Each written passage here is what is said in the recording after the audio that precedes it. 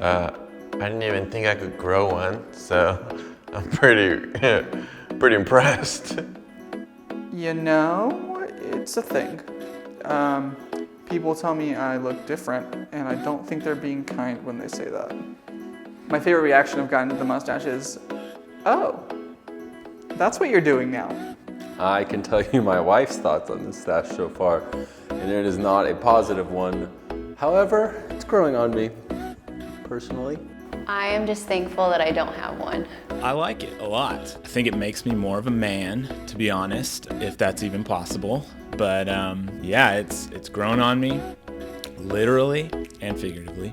Before the mustache, even at 32 years old, I'm still getting carded for alcohol at HEB. Now, post-mustache, I never get carded. So clearly, it just adds a level of maturity to my overall appearance.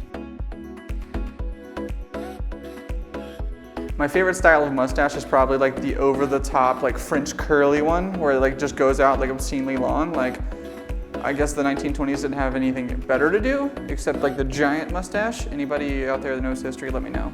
Probably the handlebar. Gosh, I want to say handlebars because that's kind of a thing. But honestly, like a classic stash, like a Burt Reynolds kind of thing, you know, just like the long classic 1970s. I like the really just kind of bushy, full, like Yosemite Sam type mustache, you know, like cowboy hat, like dirt all in it. And yeah, that's the most impressive, just to get that fullness and length. Yeah, that's what I aspire to be honest. The one you're looking at.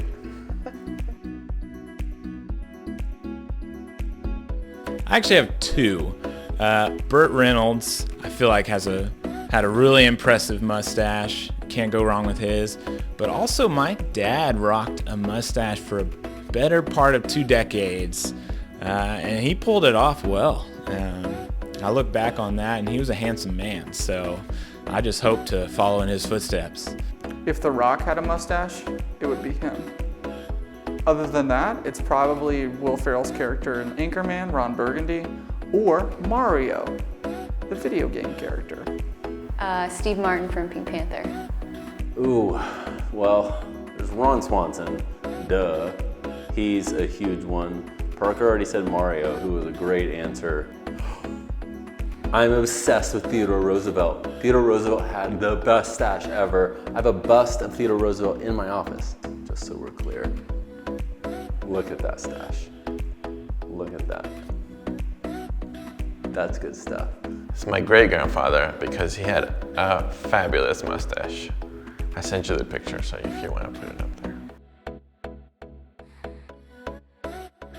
Michael might have the best mustache, but I think Beto really rocks his the best.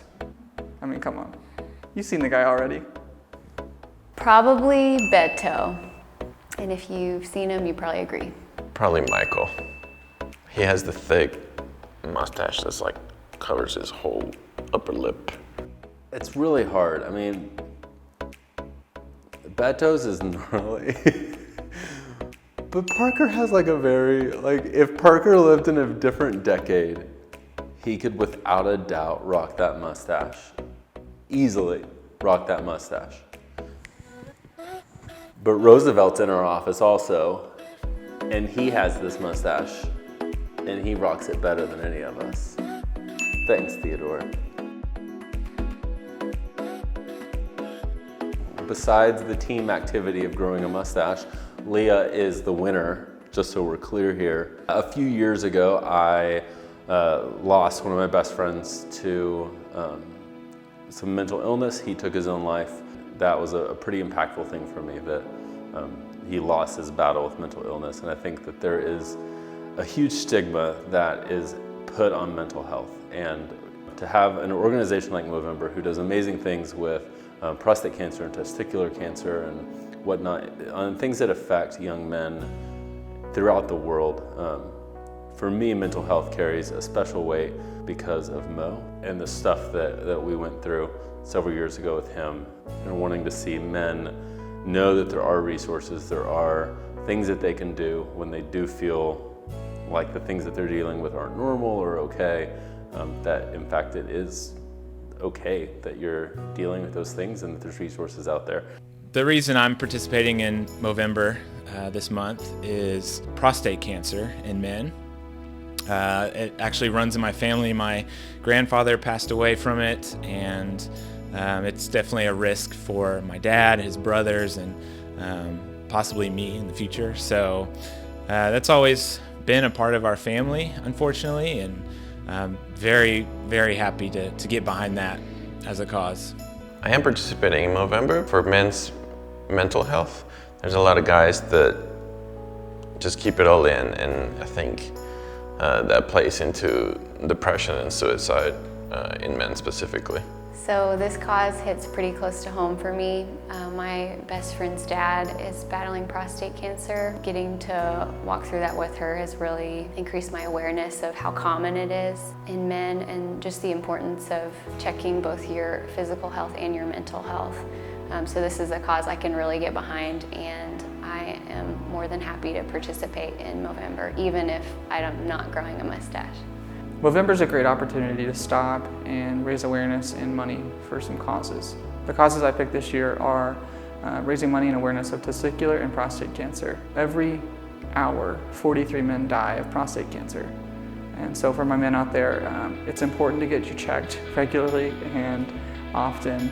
I know it's not exactly a fun experience, but it's important that you do. And then testicular cancer is the #1 cancer that young men get. And so if I can spread the message and awareness about this, as well as raise money to stop all kinds of cancer, I'd be honored to do so if it just involves growing a mustache.